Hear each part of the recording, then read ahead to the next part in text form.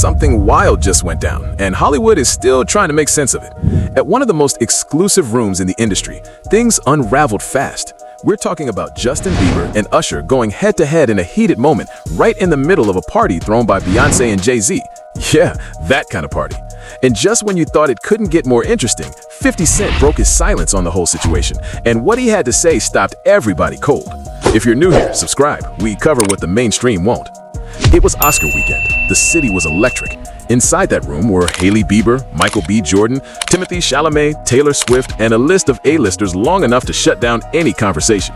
This is not the kind of room where people lose their composure. This is the room where you smile, shake hands, and keep everything smooth no matter what is happening beneath the surface. And then, everything fell apart. This one is blowing my mind. Justin Bieber and Usher reportedly got into a fight at an Oscars after party. Multiple people told TMZ that this fight turned into a physical fist fight. Then a source that's close to Justin Bieber told TMZ that nothing physical broke out, but Usher walked up to Justin Bieber at this Oscar after party and was very heated and angry. And then things just escalated where they were both yelling at each other. I wish I could have just been a fly on the wall, because sources are also telling TMZ that Justin Bieber just wants to erase everybody from his past. This part really isn't surprising, because in 2025, when Justin Bieber was dealing with all of those things and following Scooter Braun and all of this, he also unfollowed Usher. We all know Usher and Scooter Braun are the ones that signed a very young Justin Bieber. I'm not gonna lie, I can't help but think back when all of this was happening in early 2025, when a lot of us thought that Justin Bieber was very much struggling mentally, and we saw him removing himself from everybody in his past. The only thing that was ever really reported is that Justin Bieber might have had some money that came up missing over a period of time, and he finally realized it. The reason why I found those reports so interesting is the fact that at the same time he was deleting Usher, Scooter Braun, and everybody from his life when he was younger, he also fired his business manager, Lou Taylor of TriStar. Yeah, the Lou Taylor that was managing Britney Spears when she was put into her conservatorship. And yes, TriStar, her business, who was also named in the Diddy trial as allegedly paying some of the male workers. Honestly, this is some tea that I want to figure out what was the reason for this heated argument that almost allegedly turned into a fist fight. When it was over, Justin didn't stay to explain himself. He grabbed Hailey and walked straight out the door. No conversation, no goodbyes, no lingering, just gone. And that exit said everything words couldn't. Behind the scenes, Justin's team moved quickly to clarify. No physical altercation, they said, but what they did not deny was the argument. They did not deny the tension, and they did not deny that Usher came in hot.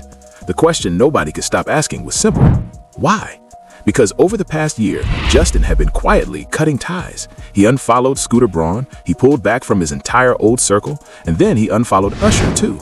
That one move sent shockwaves through the industry, because in Usher's mind, he built Justin.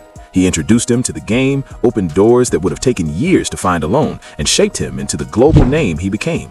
Without Usher, the Justin Bieber the world knows may never have existed. But from Justin's side, the story looks completely different. Because people aren't just talking about that night anymore. They're going back, way back, to when Justin Bieber was just a kid trying to find his footing in an industry that eats people alive. And one name that keeps coming up in those conversations is L. Reid. In his own memoir, he describes the first time Usher brought a 14-year-old Justin into his office. The way he chose to describe that moment, not just the talent, but something in the framing, made readers stop and ask a question nobody wanted to say out loud.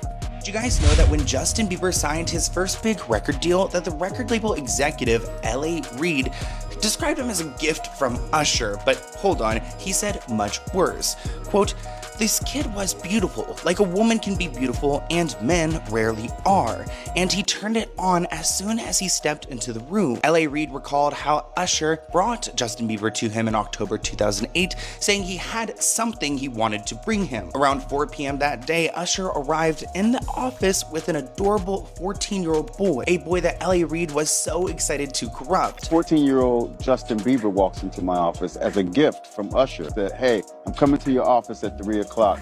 I have a very special gift for you. That day, we made a deal to sign Justin Bieber. Keep in mind, L.A. Reid is the one who sent Usher to Diddy's Flava camp, the same camp that Usher said he would never send his children, but willingly sent Justin Bieber. L.A. Reid wrote in his memoir that Justin had a beautiful face, trendy hair, and natural charisma. L.A. Reid himself discovered Usher, and they would often exchange gifts, so I guess like pop stars to each other. Keep in mind that L.A. Reid has been accused of crimes similar to Diddy, SA, and her.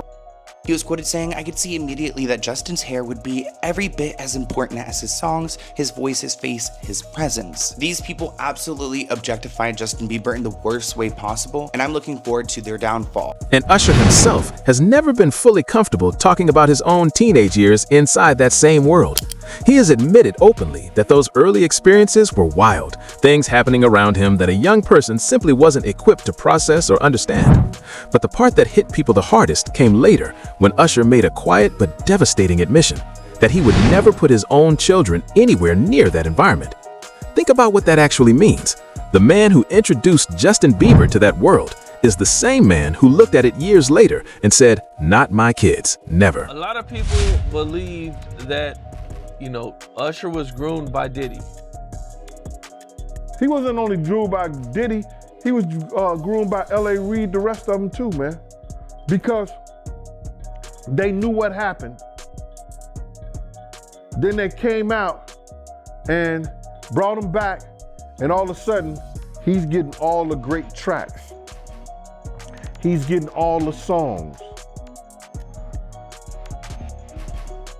They making him into this star, even though he may have been a... They seem to be pretty good friends. Well, they probably is. I mean, they did a lot of work together, man, throughout their whole career. Puff was... Bruh. Early in his career, Puff and Usher were working together. When Usher was just a kid, all the way up. I mean, I think there's videos from not too long ago when they were together, and Puff is making jokes about how they used to wrestle for the Frosted Flakes in the morning, and Yeah, I bet they did. Somebody frosted somebody frosted somebody flakes.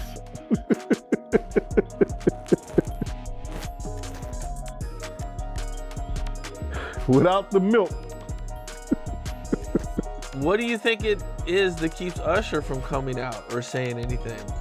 Because, dog, it's you gotta realize in that industry, a lot of people stand back and say, well, it happened to me. That's how some of them people pay their dues. But fans are now asking the question nobody in his circle wants to answer. If that environment was something Usher would never expose his own children to, why was a teenage Justin placed directly inside it? Because when you look at Justin today, the signs are hard to ignore. Quiet, withdrawn, cutting people off without a single public explanation. The Justin the world sees now looks like someone carrying weight that never fully left him. And it seems the years spent under the guidance of those around him, particularly Usher, may have cost him far more than anyone has been willing to admit. Then, Jaguar Wright stepped forward, someone with a long history of saying what the industry refuses to say out loud. She came with serious claims about what she believes was really happening behind closed doors. And to be completely clear, these are her allegations, not confirmed facts. But the reason they are spreading is because they connect pieces of a story people were already pulling apart on their own. According to Wright, Usher's role in Justin's life went far beyond what the public was shown. She claims Usher was directly involved in introducing a young Justin Bieber to Sean Diddy Combs. And according to her, this was not casual industry networking. This was not two powerful men passing a talented kid around a room. This was something deeper, something far more deliberate, something that nobody at the time was supposed to find out about. Because I think if a victim comes out against Usher, it'll show how egregious it is. Because if he can be a predator, then anybody can be a predator. Can't smile in your face the whole time. You feel what I'm saying? Like, people look at Usher, they don't see that. They're not seeing the victim. They're not seeing that boy that got rushed to the hospital. They're not seeing what the intentions was in his heart when he took Justin Bieber there. Oh. Let's be honest. He took Justin Bieber there. Diddy had been trying to get to Bieber for a minute. And his management was backing him off. But it wasn't until Usher took over management and had guardianship and gave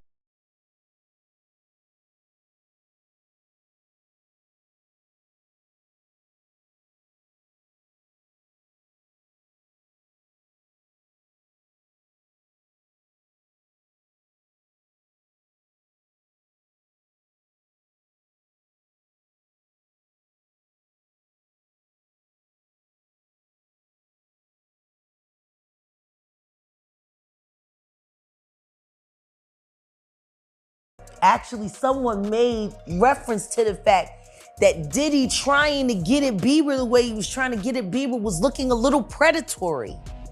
And then Usher came in and discovered it and managed him and got custody of him and promised to look after him.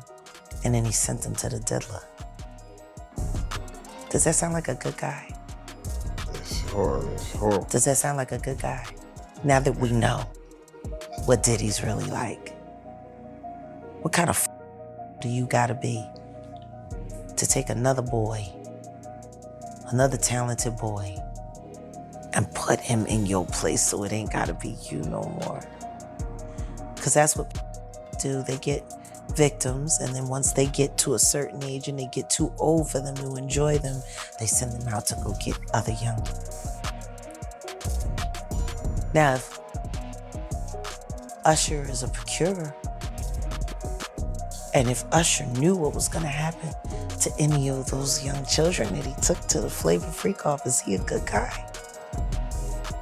Because the timeline people keep revisiting says everything.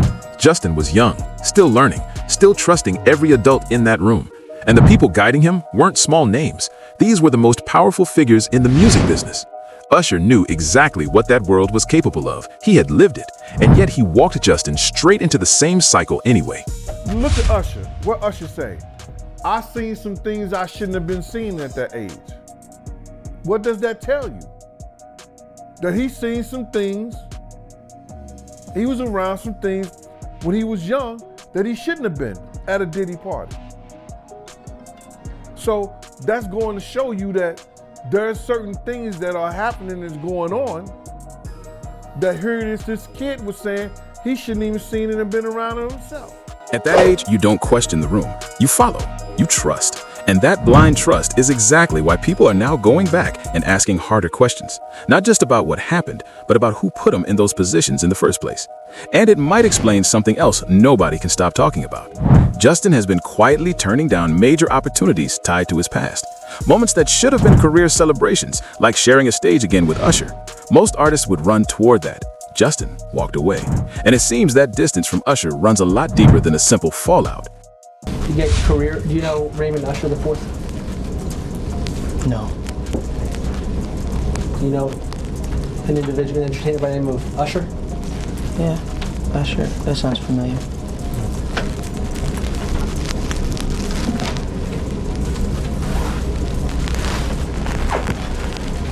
Isn't it true that Usher was instrumental in starting your career? What does that have to do with this litigation, Mr. DeKalb? This is just you trying to the client. Before we came back here, you had asked me. She's going to Let her read back the question. Thank you for your memory.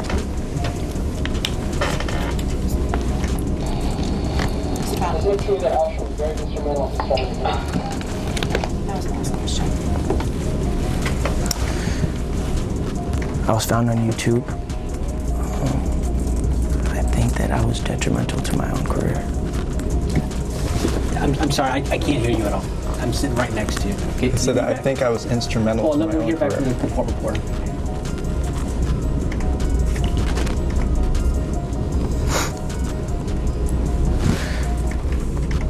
Instrumental. Said I think I was instrumental to my own career. Thank you, sir. But my question was Usher, was he helpful to your professional career? Yes. Is Usher a close friend of yours? Yes. Is Usher a confidant? I guess, yes. Has Usher given you career advice? Is this an interview or a deposition? I'm confused. Please, sir. And now people think they finally understand why, because the damage didn't stop with Usher and L. Reid. Justin's former manager, Scooter Braun, was carrying his own dark chapter in this story. And at one point, Scooter admitted something publicly that stopped people cold. That there was a period where he genuinely believed Justin might not make it through the night. That things had spiraled so far out of control, he went to bed terrified Justin wouldn't wake up the next morning. Was there ever a time that you looked at him and be like, yo, we lost this kid? There was a time where I would go to sleep almost every night when he had the money to fly away from me. And I was worried every night that I was going to lose him. And that was the time where I was telling him he's not allowed to work. And he used to yell and scream at me, and like, he wanted to put music out, he wanted to tour, but I thought if he did that, he would die. Right. So I just refused. Like, we weren't making any money. It wasn't like I was trying to take advantage. Like, I didn't want him to work because I wanted him to get healthy. So when you say lose him, you thought? I thought he was going to die. I thought he was going to go to sleep one night and have so much in his system that he would not wake up the next morning. And I was trying to monitor him from a distance. I would fly after him at times, like all kinds of different stuff. And there's a lot of times where people give me credit for him changing, or people on my team. And I don't think any of us deserve the credit. I think that he made a conscious choice for himself to change. That one admission alone tells you how dark things had gotten behind closed doors. But then Scooter said something else that raised an entirely different set of questions. He openly admitted that manipulation was part of how he managed Justin. Tell me I'm old. As a young man, if I don't allow him to make mistakes, he'll never learn. So I think my job is less about stopping him now and more about when he does fall, I got to be there to help him get back up. When it comes to what's happened to him the last 9 months, it took its toll because I had to remind myself what was real and what wasn't. Because I think at one point the media started spinning so much that you can't address everything. And I had to kind of remind myself of what is reality and what is being blown up out of proportion. I get a lot of heat because I stand up for Justin. I'm Team Bieber. I've said it a million times on the show.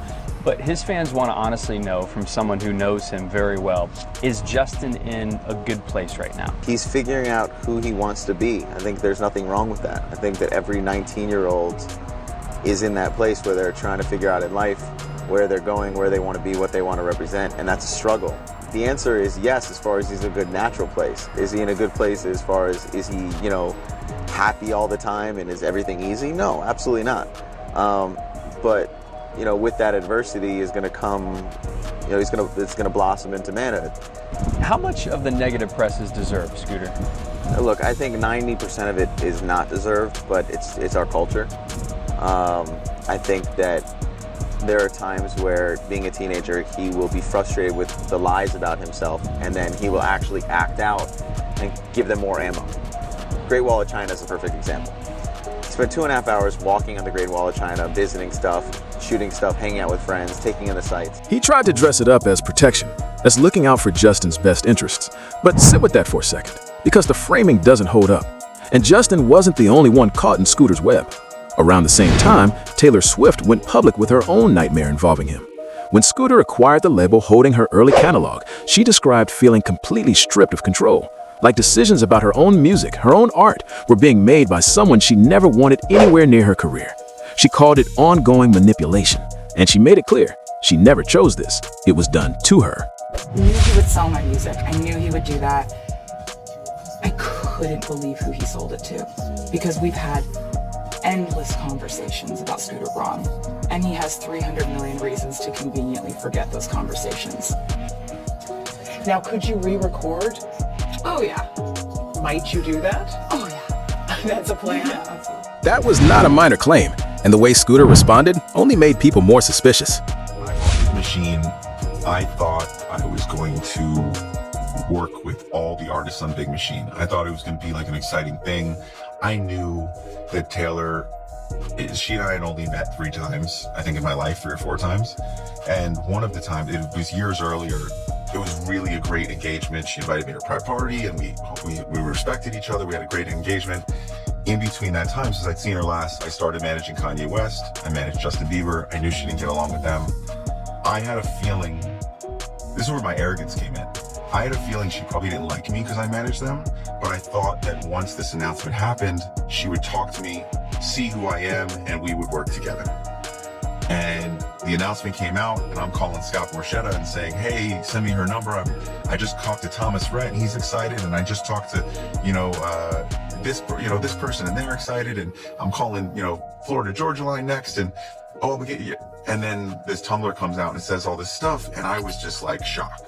And she wasn't standing alone. Patrick Hall, a former member of Scooter's inner circle, came forward with his own account, claiming he felt ignored, threatened, and used throughout his time under that management. Voices defending Scooter existed, but the pattern was becoming harder to explain away. Even Ariana Grande's time under his management drew questions, particularly around how much pressure was being applied to her during some of the most painful and vulnerable moments of her life. Ariana has a hell of a voice, and she is the sweetest, nicest person. And it's a pleasure to work with her because everything that happens to her is so exciting. Well, apparently it hasn't always been a pleasure working with Ariana Grande. Scooter Braun is opening up about the time she fired him. At the end of the day, I just sort of have to focus, know my truth, work hard, be nice to everyone you meet, and just not fight back. I try to create and maintain, but sometimes it's very hard. Speaking at Fast Company's Innovation Festival this week, Scooter revealed the Break Free singer let him go in 2016, hinting it was all due to her boyfriend at the time. Quote, I could have said a lot of stuff, and in fact my team wanted me to. They were like, never take her back. But I just said, let's stay quiet and let our truth be our actions. Adding, when boyfriends leave, she starts to see the light on some stuff. Scooter took Ariana back on as a client, and he says the whole thing actually made him a better manager. Quote, I had never been fired before. It made me know that as much as you give to people in a service business, you can never expect anyone to reciprocate. You have to do it for the right reasons, and if you get screwed over in the end, so be it. She needed to do, what was right and work hard, and my work will speak for itself. Now, it's unclear who the, quote, boyfriend was, as the timing falls somewhere between Ariana's relationships with Big Sean and Mac Miller, who died unexpectedly at the age of 26 this September. Scooter later admitted he pushed Ariana to get back on stage after tragedy struck, believing it was the right call. Maybe it was, but it reveals just how intense and unforgiving that environment really was.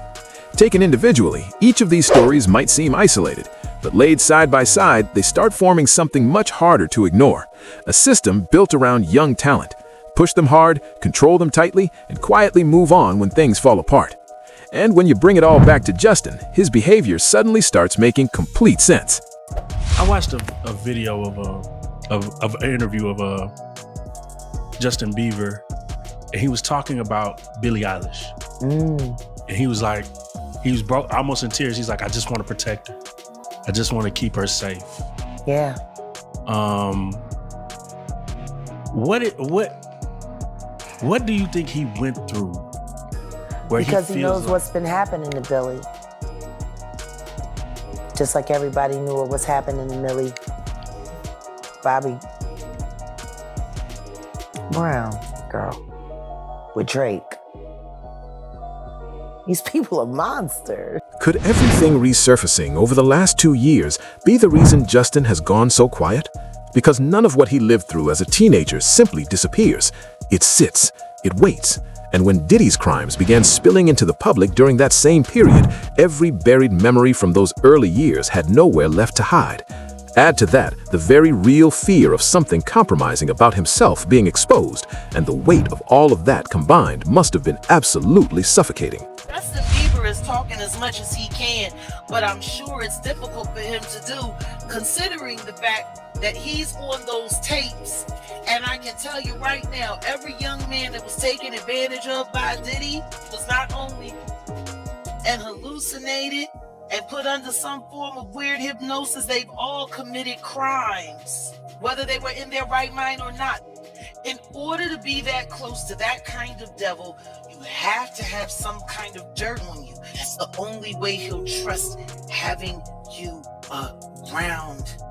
I have no doubt in my mind Justin Bieber was put in a compromising situation somewhere along the way. There is footage of it that will make him look like a monster, just like Usher. He was there to see all of that harm and know that nobody was going to come to help. And while all of this is unfolding, one more development quietly entered the picture. And it changes the tension of everything, because Diddy's timeline is shifting. Reports confirm his expected release date has been moved up. Instead of June, he is now set to walk out in April 2028. Small change on paper, but in a story like this, 2 months is not a small thing. Because anyone who has spoken out against him or who could speak out is now looking at that date differently. Diddy getting out early is not just a legal update. For a lot of people connected to the story, it is a warning. Get 50 baby mama stories. They're gonna try to get girls that he probably dated, that he had problems and issues with and stuff like that. You know what I'm saying? They're gonna try to do the same thing they probably did to R. Kelly or Puff or whatever like that, and people tell their stories. You know what I'm saying? But you know, they trying to retaliate on what he did. Let him go ahead, bro. Cause I think he ready for it. You don't do this, and you don't do the stuff that he did, or sign on to the stuff that he did with Puff, unless you got your. Don't throw no stone if you live in a glass house. Don't throw no stone if you live in a glass house. I believe 50 ready for it, if they come at him any kind of way. Once Diddy walks out of that prison, what happens to Justin? That's the question nobody wants to say out loud, but everybody is thinking. Drop your answer in the comments below. And if this video had you locked in, hit that like button and subscribe, because there is a lot more coming that the mainstream won't touch.